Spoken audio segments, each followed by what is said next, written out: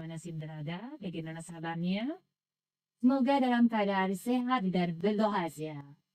Nah, hari ini kita kembali di acara Ngopi Pagi, Megaling Pendidikan bareng PGRI di Lele. Masih bersama saya, Kadenopi Ati. Nah, sahabat guru, hari ini kita kedatangan narasumber ya, atau bintang tamu yang luar biasa yang aktif dalam bidang pendidikan. Beliau adalah seorang kepala sekolah yang begitu dedikatif dan juga mempunyai banyak sebidang prestasi. Mari kita sambut bersama Bapak Gede Dodik Sanjata, SPDST. Halo Bapak, bisa perkenalkan diri? Terima kasih Ibu Taufik. Jadi perkenalkan sahabat dari semua, nama saya Gede Dodik Sanjata. Jadi saya kepala di SD Negeri 4 Daji. Baik Bapak, saya panggil nama Bapak Dodik saja boleh Pak ya? Ya. Oke. Bagaimana Pak kabarnya hari ini Pak? Ascongkaru baik Bu Nopi. Jadi Ibu Nopi gimana kabarnya? Oh, sangat-sangat baik ya. Bapak. Hari ini luar biasa sekali ya Pak, cerah sekali hari ini. Dan di pagi ini Bapak, kita ketemunya waktu terakhir kali waktu saya berkunjung di sekolah Bapak ya. Waduh, sudah lama itu Bu. Jadi kalau tidak salah itu pas pendampingan murni penggerak kanan seluruhnya. Jadi Ibu berkunjung ke sekolah saya. Oh, iya, betul sekali. Bagaimana Pak keadaan di sana Pak? Ya, untuk saat ini masih seperti biasa. Jadi kita berjalan seperti biasa, normal-normal saja.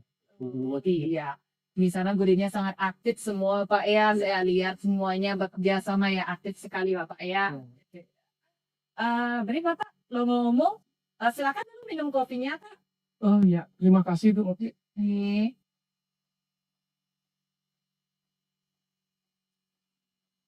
Gimana Pak rasa kopinya Pak? Wah, mantap Bu. Kopinya mau mantap. Luar biasa ya Pak ya. Ya, saya mau tahu nih Pak. Tadi Bapak kan minum kopi. Jadi Bapak minum kopi itu karena senang saja minum kopi atau karena ada kata yang menarik Pak? Terus kalau menurut Bapak, apa sih filosofi dari kopi itu Pak? Begini Bu Nopi. Jadi kalau menurut saya sih kopi itu sudah ibarat seperti sahabat. Jadi terkadang ide-ide itu muncul pada saat kita minum kopi. Termasuk saya juga seperti itu. Jadi banyak juga praktik baik, kemudian ide-ide itu muncul pada saat saya itu kopi. Jadi tidak seperti sahabat. Dan dari kopi juga kita bisa belajar mengenai. Jadi bisa belajar bagaimana kalau kita ingin menikmati perjuangan itu perlu proses yang panjang. Jadi kalau kita ingin menikmati kopi yang pas sesuai dengan selera kita, itu tentunya ada proses yang panjang dan perjuangan yang harus kita lalui seperti itu. Mungkin itu filosofinya Bu Nopi. Jadi sampai saat ini juga saya masih aktif dan suka ngopi. Wah, luar biasa sekali Bapak ya. Berarti kopi ini ibaratkan sahabat Bapak ya. Oh, biar mana Bapak memerlukan inspirasi, pasti memerlukan kopi ya Pak ya. Luar biasa sekali Pak ya. Nah, sahabat guru, topik kita kali ini adalah bangkit dan bertransformasi dari opini negatif masalah ini. Nah, Rata, kalau boleh saya tahu, apa sih alasan Bapak mengangkat topik ini? Oke, terima kasih Bu Nopi. Jadi sebenarnya untuk topik ini itu lebih ke kisah perjalanan saya sebenarnya. Jadi selama 5 tahun itu mendapat tugas tambahan sebagai kepala sekolah di SD Negeri 4 Sundaji, yang notabene itu adalah sekolah terpencil, sekolah pelosok seperti itu. Jadi bagaimana kita selaku kepala sekolah itu mencurahkan segala dedikasi kita, kemudian apa yang kita miliki, kompetensi yang kita miliki, sehingga bisa membuat sekolah yang dulunya mungkin memiliki opini negatif itu bisa bangkit. Itu opini. Jadi ini lebih ke kisah perjalanan saya selama 5 tahun. Kemudian topik ini juga yang kemarin saya angkat dalam apresiasi GTK di tahun 2025 kemarin. Anak Singkare yang mampu meraih 3 besar di provinsi. Ya, luar biasa sekali ya, sahabat guru. Narasumber kita kali ini ya, luar biasa sekali. Kemarin dia juga mengikuti lomba apresiasi GTK dan berhasil ya untuk masuk ke tingkat 3 ya. Luar biasa sekali. Jadi memang benar sahabat guru. Jadi sekolah Bapak Dodik memang berada, kalau kita masuk ke sekolahnya Bapak itu kita akan ngelewatin sawah Bapak ya. Ngelewatin sawah dengan jalan ya, di jalan bawah kaki kecil. bukit. Iya, betul sekali. Jalannya kecil sekali ya. Pada saat itu saya juga sempat mau turun itu bawa motor karena saking takutnya Bapak. Di kanan ada sawah yang apa namanya sebentang luas sekali. Di sampingnya juga ada sungai Bapak ya. Pada saat mau ke sana saya hampir turun Pak karena saya takut bawa motor tidak terbiasa. Jadi, memang luar biasa sekali Bapak ya. Nah, terus ada yang tanya lagi Pak, apa yang berkembang di Bapak dalam pemilihan teknis ke sini sana kemarin sang Bapak atap topik ini diapresiasi di kita dan apa yang buat Arya? Jadi begini Bu Noki, yang melatar belakangi itu seperti yang sudah saya sampaikan tadi. Jadi sekolah itu kan terpencil, sekolah pelosok. Nah tentunya selama puluhan tahun itu selalu mendapat opini negatif, penilaian yang kurang baik. Jadi entah itu dari masyarakat atau mungkin dari sekolah-sekolah lain. Bahkan sekolah kami itu sempat mendapat julukan sebagai sekolah gaib. Jadi sekolah antara ada dan tiada seperti itu. Jadi sekolahnya ada tapi tidak ada yang mengenal. Nah dari sini jadi saya berpikir jadi setiap sekolah itu sebenarnya unik, setiap sekolah itu punya potensi yang bisa kita kembangkan seperti itu. Jadi meskipun kita merupakan sekolah di pelosok di bawah kaki bukit, jadi setelah saya lihat juga sekolah ini ya memiliki potensi yang bagus terutama di bidang lingkungan. Nah dari sana juga muncul ide-ide saya bagaimana kalau kita kembangkan, kita rancang program-program sekolah yang berkaitan dengan lingkungan. Karena seperti Bu Nopi sudah ketahui bahwa lingkungan sekolah kami itu kan masih alami, jadi itu bisa kita manfaatkan sebagai bahan atau media untuk pelajaran anak. Jadi saya yakin kalau lingkungan sekolahnya bersih, kemudian nyaman, jadi otomatis ini juga akan berdampak ke minat belajar anak-anak. Nah kalau minat belajar anak-anak sudah meningkat, sudah bagus, itu secara otomatis tidak akan berdampak itu hasil belajarnya. Makanya sama juga seperti siswa, jadi setiap siswa, setiap anak itu kan ini memiliki potensi, memiliki kelebihan masing-masing. Jadi ini juga di sekolah, jadi setiap sekolah itu memiliki keunggulan, keunikan, kemudian potensi yang bisa kita kembangkan, yang kita bisa buat dalam bentuk program-program sekolah. Jadi sampai saat ini sih untuk sekolah kami itu sudah memiliki 3 program sebenarnya yang dari prioritas, yaitu program pembiasaan, kemudian ada yang kami sebut program Pasuparti, jadi program yang berpisah pada peserta didik dan berbasis digital, yang intinya ini adalah untuk peningkatan hasil belajar anak-anak, jadi peningkatan untuk pendidikan di SD Negeri 4 Sudaji. Kemudian yang ketiga, ini ada yang kami sebut itu adalah program Subali, jadi sekolah unggulan berbasis lingkungan. Nah, masing-masing program ini ada lagi program-programnya di sana, seperti contoh misalnya di Subali, sekolah unggulan berbasis lingkungan, kami punya program yang namanya Dalang Sampai. Dalang Sampai, jadi yang merupakan akronim dari daur ulang sampah plastik, itu secara sederhana. Dan program ini juga menjadi ikon SD Negeri 4 Sudaji sampai saat ini. Kemudian ada juga program Jinah Bali, jadi kerajinan kertas yang ada di lingkungan sekolah, jadi kertas-kertas kita manfaatkan, ya, yang sampai saat ini kita sudah sampai ke dalam tahap pemasaran seperti itu, bekerja sama dengan UMKM dan juga beberapa homestay yang ada di Sudaji, karena kebetulan juga Sudaji itu kan dikenal sebagai desa wisata. Dan kemarin juga kita sudah menerima beberapa kunjungan atau studi tiru dari Australia, ya ada 20 orang siswa ke sana. Nah dari sinilah mulai kebangkitan kita gitu. Jadi kita bangkit, yang awalnya mungkin sekolah kita tidak dikenal gitu. Jadi saya juga jujur merasa ya sedikit istilahnya itu terharu seperti itu. Jadi bagaimana dulunya sekolah ini yang tidak pernah tentu sama sekali, bahkan dikatakan sekolah lain gitu, sekolahnya ada tapi tidak ada yang tahu. Saat ini bahkan sudah menerima studi itu siswa dari Australia. Nah itu yang membuat saya sedikit terharu juga. Dan ini juga merupakan dampak dari beberapa program-program yang sudah kita laksanakan di sekolah dan sudah kita rancang di sekolah. Gitu. Jadi diharapkan nanti juga program-program ini pastinya akan berkelanjutan, berkesinambungan untuk dilaksanakan. Apalagi yang sudah terlihat dampaknya, baik untuk sekolah, kemudian untuk siswa, begitu juga untuk guru dan tenaga pendidikan. Artinya program yang kita rancang di SD Negeri 4 Subaji itu tidak hanya fokusnya ke anak-anak saja, tapi juga dari lingkungan, kemudian sekolah, pokoknya seluruh stakeholder yang ada di lingkungan sekolah, termasuk juga komite sekolah. Jadi tetap saya libatkan. Itu mulai. Oh iya, berarti opini negatif itu dari sekolah kayak dia, Pak ya. Ya seperti itulah kira-kira. Saya tertarik sekali sekolah gaib, tapi kan kenapa dinamakan jadi bahwasanya sekolah itu semuanya itu unik Bapak ya.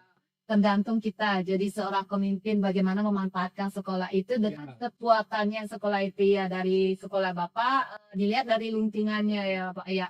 Juga dari program-program yang luar biasa sekali ya, sampai ada studi tiru ya dari Australia Pak ya. Dari Australia yang datang langsung ke sekolah Bapak seperti itu. Jadi banyak sekali program-program yang menginspirasi kita ya. Nah, sahabat guru, demikian program ya dari SD 4 Sudaji yang sangat menginspirasi kita ya. Nah, Bapak, saya mau tanya lagi Pak tentang program unggulan Pak. Tadi Bapak menyebutkan banyak sekali program-programnya ya. Ada Pak Kupati dalam sampai apa lagi Pak ya? Apa lagi, Pak? Jadi menjadi 3 sebenarnya Bu Novi. Jadi tinggal Jadi ada program yang khusus. Jadi kita keseluruhan kurang lebih punya 13 program. Jadi ada pembiasaan. Jadi ada program yang khusus dirancang untuk pembiasaan anak-anak. Kemudian ada program Pasupati yang tujuannya ini adalah peningkatan kualitas pendidikan seperti itu. Jadi Pasupati itu akronim sebenarnya. Jadi program yang berpusat pada siswa dan berbasis teknologi. Kemudian ada program Subali. Jadi sekolah unggulan berbasis lingkungan. Nah ini sekolah unggulan berbasis lingkungan ini juga di dalamnya itu ada program-program seperti Dalang Sampai, kemudian Jinah Bali, dan juga Tali Kasih. Jadi itu. Nah ini kita ada 3 subprogram. Jadi kalau keseluruhan itu kurang lebih ada 13 program. Dan itu sudah berjalan sampai saat ini. Jadi tidak hanya sekedar program itu kita rancang supaya kelihatan wah itu kita punya banyak program tapi tidak berjalan. Jadi saya untuk di SD Negeri Katidagi itu semua. Jadi program itu semua berjalan. Iya, luar biasa sekali Bapak ya. Ada apa namanya inti-inti program, ada sub-subnya ya, luar biasa sekali. Jadi di antara semua program itu yang menjadi unggulan ya, yang saya katakan Bapak, yang menjadi unggulan yang memang sudah pernah ditisupkan dalam juara atau cita-cita nih. Yang lainnya yang pernah mendapatkan juara seperti itu Pak. Program apa sih Pak ya? Kalau untuk program unggulan sih, kalau di sekolah kami itu sebenarnya semua program itu sama. Cuma kalau yang dampaknya sudah terlihat sampai saat ini sih program yang berkaitan dengan lingkungan. Jadi yang saya sampaikan tadi itu Subali, sekolah unggulan berbasis lingkungan. Kenapa kita sebut sekolah unggulan? Karena dengan program ini gitu, jadi tidak hanya dampaknya ke siswa saja atau mungkin ke saya saja, ke guru saja, tapi semuanya. Jadi dari program lingkungan seperti misalnya Dalang Sampai yang merupakan akronim dari Buang Sampah Plastik dan Kertas secara sederhana. Kemudian ada Jinah Bali, kerajinan dengan bahan kertas di lingkungan sekolah, dan ada Tali Kasih. Karena kebetulan sekolah saya itu kan dekat dengan sungai, jadi kita ada program Tali Kasih, jadi cinta lingkungan dengan program Kali Bersih, seperti itu. Nah ini bekerja sama dengan Subak yang ada di Sedabi. Nah dari program-program ini, untuk dampaknya itu pertama sekolah. Jadi sekolah saya itu saat ini sudah menyandang sebagai sekolah adiwiyata provinsi. Dan untuk saat ini sedang berjuang ke adiwiyata nasional. Jadi mudah-mudahan nanti mohon doanya nanti Bapak Ijo, sahabat YMI semua. Jadi mudah-mudahan untuk tahun ini sekolah kami itu bisa lolos ke adiwiyata nasional. Itu dampak yang pertama bagi sekolah. Dan saat ini juga ini kami masih mengikuti lomba. Jadi ada lomba dari tim Posyandu Provinsi Bali yaitu PSP PSDS. Jadi program pengolahan sampah berbasis sumber. Ini masih dalam tahap evaluasi atau penilaian, jadi mudah-mudahan juga hasilnya tidak begitu mengecewakan. Kemudian dampak bagi anak-anak, Jadi kita merancang program yang berkaitan dengan lingkungan, tentunya kita menginginkan agar anak itu memiliki karakter dan kesadaran dalam menjaga lingkungan sekitarnya. Nah, dampaknya seperti apa untuk anak-anak? Jadi, yang pertama itu karakter anak dalam menjaga lingkungan sekolah itu meningkat. Nah, ini buktinya apa? Jadi buktinya ini berdasarkan data dari timbulan sampah plastik yang ada di sekolah kami itu sudah mulai berkurang. Ini berdasarkan data atau tabel yang kita buat, yang kita susun bekerja sama dengan Dinas Lingkungan Hidup Kabupaten Bioleh. Karena sebagai sekolah adiaka kan kita harus selalu memperhatikan timbulan-timbulan sampah plastik yang ada di sekolah. Jadi itu sudah mulai berkurang. Itu menandakan bahwa karakter anak dan kesadaran anak dalam menjaga lingkungan sekolah dan lingkungan sekitarnya itu sudah mulai ada peningkatan. Kemudian untuk siswa, prestasi siswa. Kemarin juga siswa kami jadi berhasil meraih juara 1 di kabupaten itu dalam FLS 3N bidang seni kriya. Itu di mana seni kriya itu merupakan salah satu hasil dari program Jinah Bali. Itu. Jadi itu juga dampaknya. Kemudian dampak bagi saya sendiri, selaku kepala sekolah dan GTK itu memang kemarin juga saya mengangkat topik dalam sampai ini Askem Kare lolos di 10 karya terbaik. Jadi saya marah PGRT, guru menulis, jadi goresan pena untuk Bali bersih. Nah kebetulan topiknya itu goresan pena untuk Bali bersih. Jadi sedangkan saya sudah punya program-program yang berkaitan dengan lingkungan yang dampaknya sudah terlihat. Jadi iseng-iseng saya coba ikut. Jadi Askem Kare saya lolos di 10 besar, 10 varian terbaik ikut kategori artikel ilmiah dan jadi satu-satunya SD sebenarnya. Jadi semuanya dari SMA gitu, ini seprovinsi Bali. Satu-satunya SD yang lolos di kategori artikel ilmiah. Oke, ini topik yang saya angkat waktu itu adalah salah satu programnya itu dalam sampai. Gitu. Kemudian salah satu guru kami juga kemarin itu meraih 10 besar penyusunan praktik baik itu yang dilaksanakan oleh salah satu lembaga pendidikan di Kabupaten Buleleng, di mana topik yang diambil itu adalah salah satu dari program kami juga yaitu Jinah Bali. Gitu. Jadi itu dampaknya. Jadi tidak hanya dampaknya itu ke anak, tapi juga ke semuanya, mulai dari sekolah, kemudian siswa, kemudian saya sebagai kepala sekolah, dan juga guru-guru. Jadi semua stakeholder itu merasakan dampak dari program yang kita buat di sekolah. Termasuk juga orang tua. Karena secara otomatis juga, kalau karakter dan kesadaran anak-anak dalam menjaga lingkungan sekolah itu meningkat, otomatis saya harapkan nanti bisa diterapkan di rumahnya. Nah ini juga kan ada pengaruhnya bagi orang tua. Gitu. Jadi seperti itu, Ibu Diti. Ya, luar biasa sekali ya, program-program Bapak itu banyak sekali ya. Dari program Jinah Bali yang diangkat oleh GTK Bapak sendiri ya, luar biasa dalam sampai saya tuh tertarik dengan Jinah Bali ya, karena kemarin juga saya lihat itu dampaknya yang banyak sekali untuk peserta didik ya. Jadi mereka memanfaatkan lingkungan. Jadi sekuatan di sekolah Bapak itu pada lingkungan ya, pada lingkungan itu sendiri.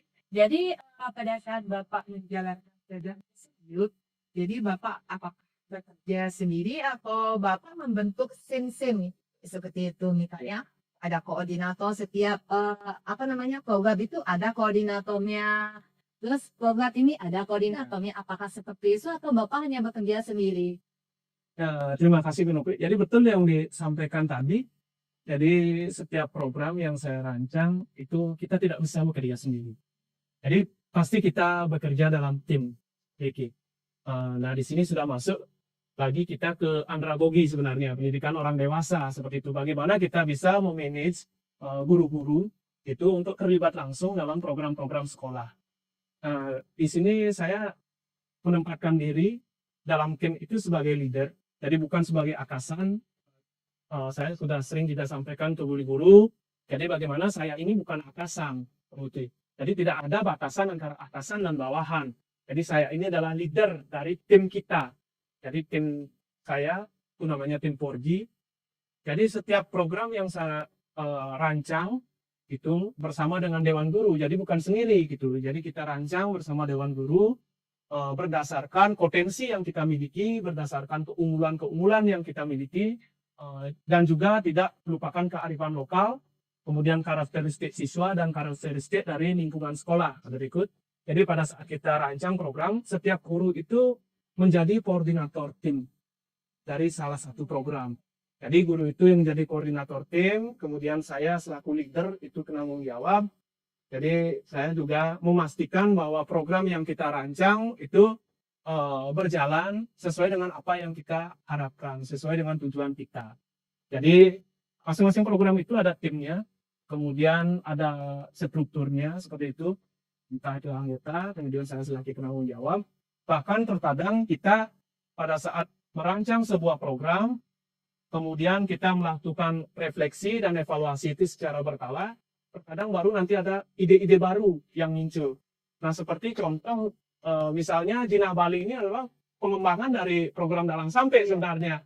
Jadi kalau Dalang Sampai itu yang menjadi ikon kemarin, waktu apresiasi GTK 2025 kemarin, itu juga sempat menjadi perbincangan dari para juri yang tertarik seperti itu. Kenapa sih kok bisa muncul ide Dalang Sampai itu? Bahkan dari Dalang Sampai ini memunculkan program-program baru yang lain gitu. Jadi sebenarnya idenya itu memang karena kita melihat permasalahan tentang lingkungan, terutama sampah. Jadi setiap sekolah itu pasti memiliki permasalahan tentang sampah plastik. Jadi bagaimana kita berupaya untuk mengelola, apalagi sekarang kan ada kita disuruh mengelola sampah itu berbasis sumber. Jadi tidak boleh mengirim sampah keluar. Dan ini sebenarnya sudah saya lakukan dari tahun 2022. Jadi semenjak sekolah kami itu ditetapkan sebagai PSP. Nah, jadi meskipun PSP saat ini sudah dihapus, jadi banyak dampaknya gitu bagi saya. Jadi saya jadi tahu bagaimana kita bisa menyusun program berbasis penilaian kita. Gitu. Jadi dari Dalang Sampai juga melahirkan program-program baru gitu, dan dampaknya juga sama-sama bagus gitu. Jadi terkadang juga pada saat evaluasi dan refleksi yang kita lakukan banyak ide-ide itu dari guru ini dan juga dari siswa itu. Kemudian bahkan ada program seperti Tali Kasih itu kita pada saat melakukan refleksi dan evaluasi itu masukannya itu dari komite, dari komite sekolah. Jadi tentu saja ini merupakan hal yang bagus bagi saya. Jadi skala aspirasi dari semua stakeholder yang ada di sekolah kita kumpulkan, bisa gunakan untuk menyempurnakan program-program sehingga kedepannya itu bisa lebih bagus lagi, dan juga hasilnya itu mungkin bisa lebih dari saat ini tahun ini seperti itu. Jadi bisa sesuai dengan apa yang menjadi visi misi kita. Jadi sesuai dengan apa yang diharapkan. Itu udah sih. Jadi kita bekerja di sekolah itu dalam bentuk tim. Dalam bentuk tim itu intinya, kemudian saya selaku kepala sekolah itu tidak membatasi masalah komunikasi seperti itu. Jadi tidak ada batasan antara atasan dan bawahan. Saya itu adalah leader gitu. Bagaimana sebagai leader kita memimpin itu, menggerakkan semua guru yang ada di sekolah.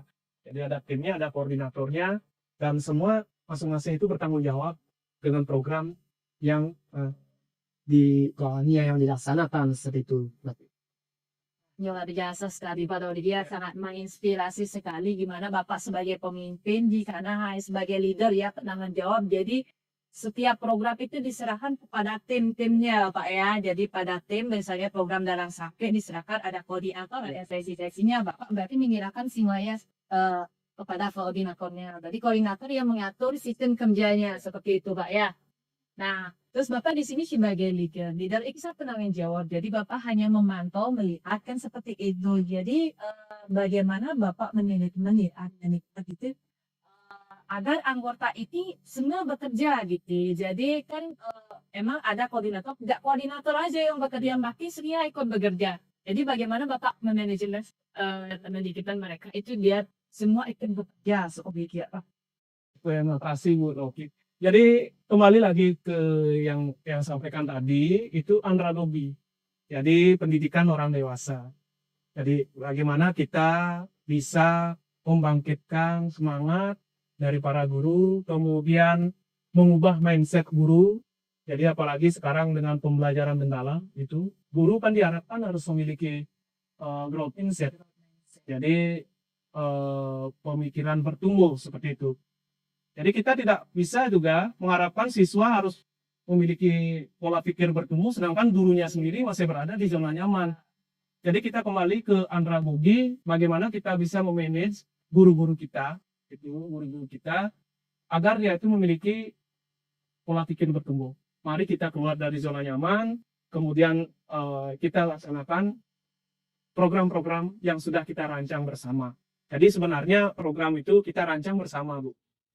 Jadi kita rancang bersama, kemudian secara berkala juga kita evaluasi bersama, sehingga diharapkan semua guru itu punya peran. Jadi punya peran dalam hal refleksi maupun evaluasi setiap program yang sudah berjalan itu. Jadi tidak ada baru koordinator saja yang bekerja seperti itu. Jadi kita semua punya peran masing-masing. Jadi semua yang berikan keleluasaan, yang berikan ruang untuk memberikan idenya. Makanya di sinilah kita menempatkan diri selaku kepala sekolah itu sebagai leader. Jadi sehingga guru itu merasa dia idenya itu ya dihargai. Ya. Kemudian yang berikan juga kebebasan guru menyampaikan ide, menyampaikan ekspresinya seperti apa, penilaian terhadap programnya seperti apa. Jadi yang berikan tidak hanya koordinator, tetapi juga semua guru. Jadi tidak misalnya koordinator dalam sampai ya bisa juga merefleksikan dan mengevaluasi dari Bina Bali. Seperti jadi kita bekerja dalam tim. Pada saat pelaksanaan itu baru koordinator yang bertanggung jawab untuk melaksanakan nanti. Jadi pada saat refleksi dan evaluasi kita bekerja bersama dalam sebuah tim. Jadi saya sebagai leader itu memberikan ruang kepada guru untuk menyampaikan ide-idenya demi perbaikan program yang sudah berjalan. Jadi kita berikan ruang, kebebasan, silakan. Jadi kalau memang idenya itu bagus, positif, kemudian membangun, itu kenapa tidak kita pakai? Dan ini juga untuk kebaikan kita. Jadi memulihkan bagaimana stigma negatif selama puluhan tahun untuk SD Negeri 4 Sudagi itu bisa berubah. Dan Astung Karya bisa selama 5 tahun ini sudah mulai, ya sekolah kita itu sudah mulai kelihatan. Jadi sudah mulai dikenal juga. Tidak hanya, dan mudah-mudahan tahun ini bisa lolos ke nasional, kan artinya kita sudah bisa dikenal juga di tingkat nasional seperti itu. Luar biasa sekali ya Pak Dadi. Ya, tadi bagaimana Bapak menyelesaikan Maria biar tidak koordinator itu aja Bapak dia biasanya dalam suatu tim biasanya yang bekerja hanya satu. Berarti Bapak selalu ya melakukan refleksi, evaluasi kalau boleh karena Pak resesi dan evaluasi yang dilakukan oleh Kakak itu secara berkala atau gimana misalnya kalau blogannya dilihat masih kurang berjalan dengan baik langsung dilaksanakan refleksi seperti itu Pak ya? Untuk refleksi dan evaluasi kita laksanakan berkala itu biasanya kita laksanakan tiap bulan. Jadi untuk refleksi dan evaluasi terutama untuk program-program yang mungkin dampaknya itu belum terlihat atau mungkin dampaknya sudah terlihat tetapi belum sesuai dengan apa yang kita harapkan. Nah biasanya itu yang menjadi pokok untuk refleksi dan evaluasi. Kemudian untuk program-program yang mungkin dampaknya sudah kelihatan sudah bagus, tetap juga kita refleksi dan evaluasi. Cuma mungkin waktunya setelah kita selesai merefleksikan dan mengevaluasi program ini yang belum berdampak atau dampaknya belum maksimal seperti itu. Jadi kita bisa tahu juga di mana kekurangan dan kelemahan dari program-program tersebut. Nah, itu makanya kita juga sering minta guru-guru, jadi ide-ide dari guru untuk memperbaiki program itu. Tapi sampai saat ini sih semua program sudah ada atau sudah terlihat dampaknya. Karena jujur semua program itu kami rancang bersama tim itu dari tahun 2022 gitu. Dari tahun 2022 dan sampai saat ini memang semuanya sudah terlihat dampaknya. Ya seperti saya sampaikan itu mulai dari sekolah, kemudian siswa, guru, kemudian saya selaku kepala sekolah, bahkan komite dan orang tua. Sudah merasakan sekali dampaknya bagaimana program yang kita rancang di sekolah yang berbasis potensi kita itu saya yakin kalau dilaksanakan secara terus-menerus konsisten itu pasti dampaknya masih terlihat. Meskipun itu perlu proses dan perlu waktu gitu. Jadi tidak instan gitu Ya, ya. tidak mudah ya. Dan tidak mudah. Pentingnya banyak juga kendala atau tantangan yang harus kita hadapi seperti itu. Iya, di sini saya teringat jadi bergerak dan menggerakkan. Menggerakkan. Iya, seperti itu luar biasa sahabat guru, sangat luar biasa menginspirasi kita semua ya sahabat guru. Nah, sahabat guru, ada fakta yang menarik nih dari narasumber kita kali ini bahwa beliau selain jadi kepala sekolah, beliau sangat suka musik loh, sahabat guru, suka musik ya. Kemarin saya kulik fakta yang menarik bahwa beliau itu mempunyai grup musik ya, grup musik ya. Jadi beliau itu sangat suka musik dari kecil ya Bapak ya, sangat suka musik ya. Kalau boleh saya Kalau dari kecil sih enggak. ya, dari Surya ya, SMA. ya. Kalau boleh saya tahu bagaimana sih cara Bapak membagi waktu antara kesenangan dan pekerjaan? Jadi kalau musik itu sebenarnya sih hobi, Bu. Jadi dari hobi dulu di SMA kita hobi, masing-masing kita senang dengan musik itu kita ngumpul. Kemudian kalau grup band sih di waktu kuliah gitu. Oh iya. Dan kita sudah sempat juga mengisi beberapa acara seperti itu. Nah, itu sekedar hobi saja, Bu. Jadi sampai saat ini sih tidak mengganggu, apalagi saat ini fokusnya, jadi fokus saya itu kan ke sekolah.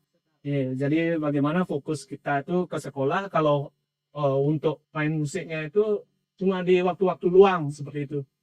Jadi itu hanya sekedar hobi, dan sebenarnya juga dari bermain musik, dari alat musik itu kita juga bisa mengambil filosofinya. Oh iya. Jadi bagaimana alat-alat musik seperti gitar, kemudian bass, ada drum, kemudian ada keyboard, itu kan berbeda jenis, kemudian berbeda suara, berbeda bunyi.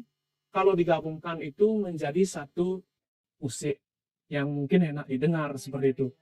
Nah, ini juga saya gunakan filosofi ini di sekolah saya. Ya.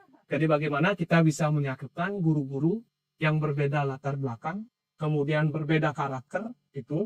Jadi kita satukan supaya nanti kita bisa bergerak bersama-sama gitu dalam tim.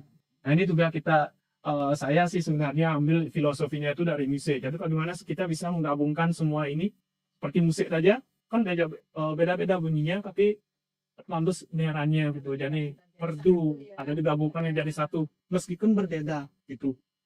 Ternyata dalam pendidikan orang dewasa kan juga seperti itu. Jadi kita menemukan beberapa guru yang berbeda dari latar belakang, kemudian karakter, gitu. Masa kita bisa mengelola guru ini.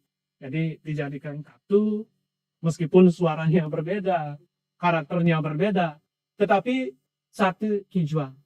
Ya, bagaimana kita memajukan sekolah, tempat kita mendapatkan rezeki seperti itu, tempat kita mengabdi, kemudian tempat kita memberikan pelayanan kepada anak-anak. Sehingga stigma negatif itu tidak terulang kembali. Karena selama puluhan tahun, ini sekarang kita sudah berproses, 5 tahun sudah kelihatan, jangan sampai nanti tahun ke tahun berikutnya itu kembali lagi, gitu, lagi seperti itu. Tidak ada progres ya Pak ya.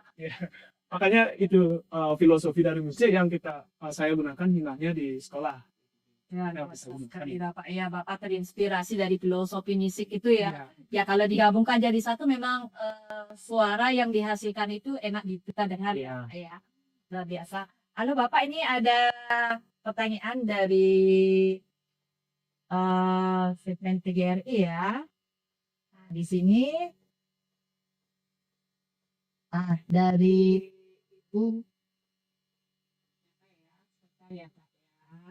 Nah, di sini kita lihat Bapak ada pertanyaan dari segmen Halo PGRI. Bapak, di sini dari Ibu Niluk Suwardani, SD dari SD Negeri Pak Tembok Bapak. Iya. Jauh sekali Pak ya dari timur ya. Kayaknya Bu Suwardani teman seangkatan waktu ke SK 2 nih dari Pak Tembok. Oh iya, jauh sekali ya dari timur. Ini pertanyaannya begini Bapak.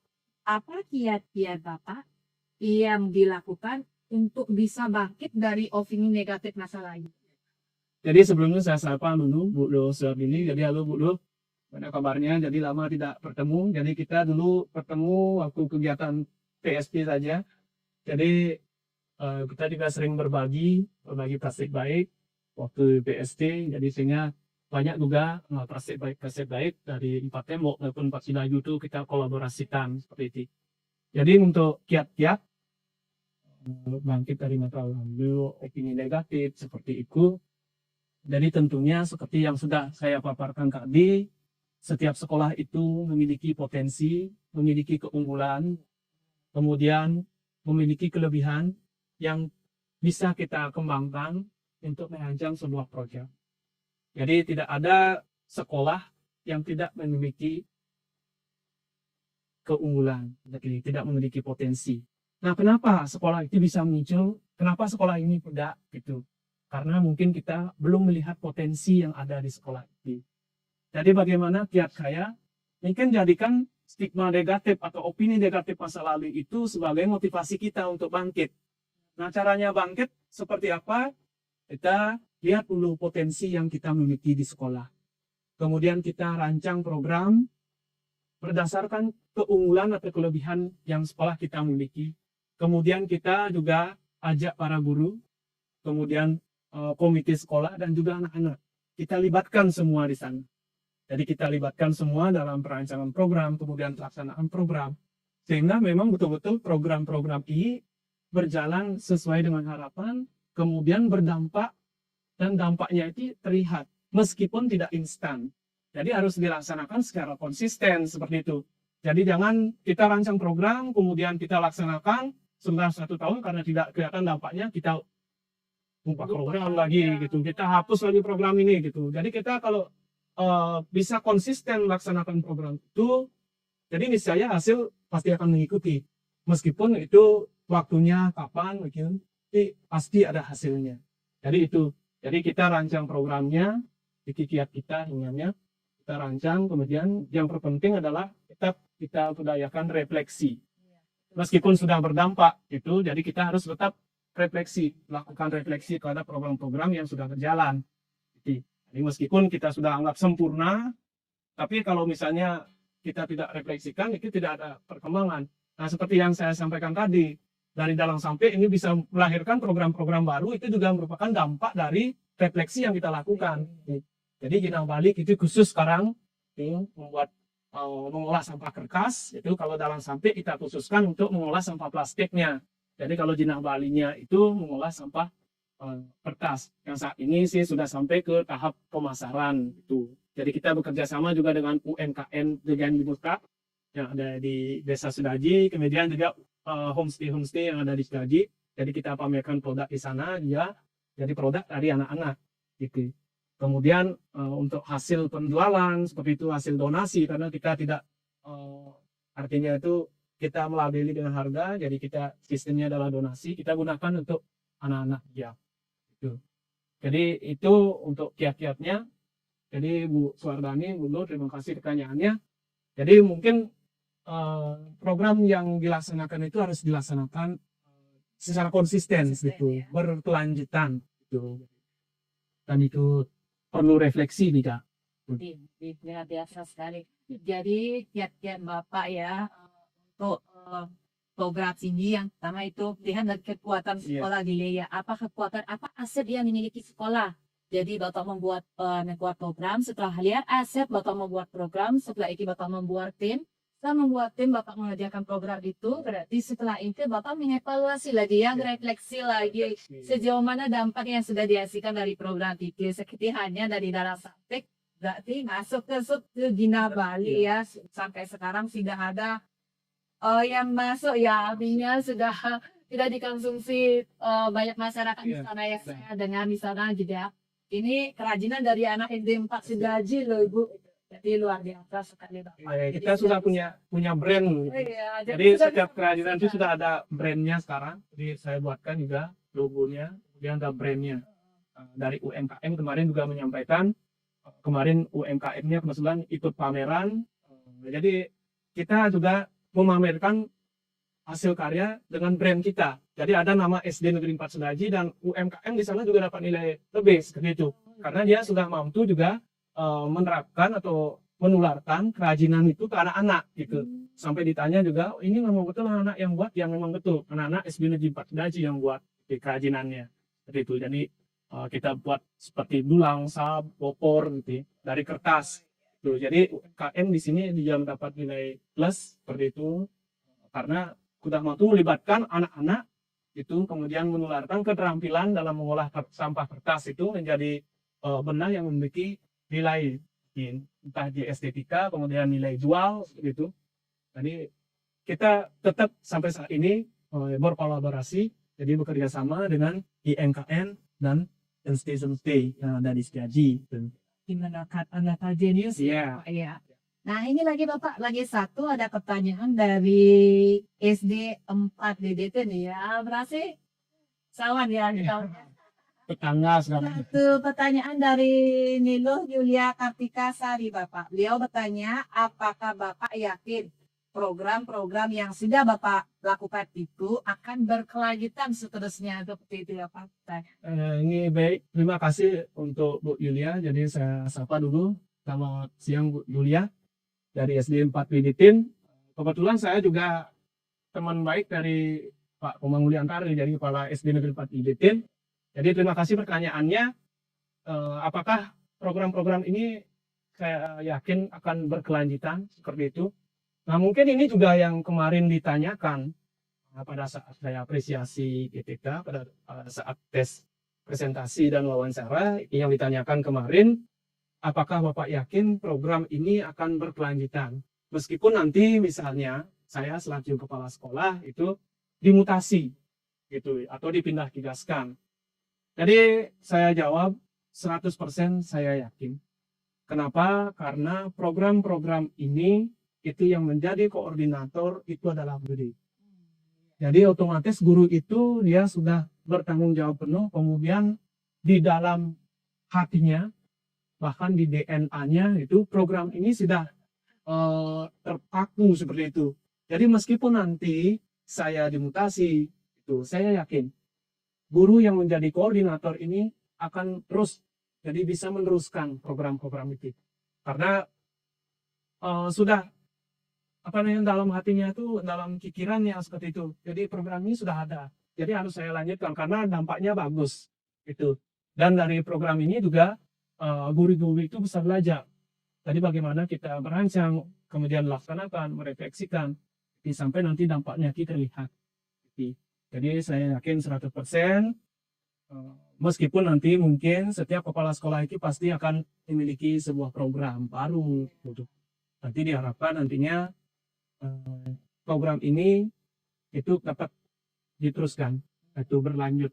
Tapi saya yakin karena sudah masuk ke DNA si guru-guru itu. Gitu. Jadi sudah menyatu istilahnya. Jadi sudah menyatu antara program dalam sampai misalnya ada koordinatornya, jadi sudah menyatu dengan tim itu. Gitu. Jadi tinggal melaksanakan saja. Dan mungkin setiap kepala sekolah yang baru itu misalnya kalau dipaparkan mengenai program ini pasti setuju gitu untuk dilanjutkan. Gitu. Jadi saya yakin sih 100% pasti berlanjut gitu, pasti berkelanjutan. Karena sudah menyatu dengan gurunya gitu. Mendarah daging. Mendarah daging selain masuk ke DNA-nya si guru gitu ya. Berarti koordinator itu sudah sebagai juri kuisi ya, di program. Di program. Ya luar biasa sekali. Nah sahabat guru, dari diskusi tadi dapat disimpulkan bahwa langkah kecil yang kita lakukan dengan konsistensi, dedikasi dan integritas yang tulus pada sekolah, niscaya akan mengubah opini negatif dan tentunya akan menjadi sejarah besar suatu saat nanti. Ya sedikit akhir dari diskusi kita Bapak. Ya saya meminta closing statement dari Bapak. Terima kasih Bu Nopi. Jadi di sini mungkin saya menyampaikan beberapa pesan atau kalimat. Jadi hal kecil yang kita lakukan secara konsisten dan berkelanjutan, jadi suatu saat akan menjadi sejarah yang terus diingat oleh orang lain. Jadi jangan terpuruk karena opini negatif. Jadi jadikan opini negatif atau stigma negatif itu sebagai pemicu semangat atau motivasi kita untuk terus berproses dan bergerak. Jadi itu saja Bu Edi. Iya, dari opini negatif kita bisa bangkit dan bertransformasi Bapak ya untuk memajukan sekolah menjadi sekolah unggulan ya. Ya. Nah, sahabat guru, Demikian tadi podcast acara Ngopi Saji pada pagi hari ini. Jangan lupa like, follow, dan subscribe YouTube kami PGRI Kabupaten Buleleng. Demikian Bapak dan Ibu Guru dimanapun berada. Ngopi pagi, ngobrolin pendidikan bareng PGRI Buleleng. See you, goodbye Bapak dan Ibu Guru dimanapun berada, sehat dan bahagia selalu.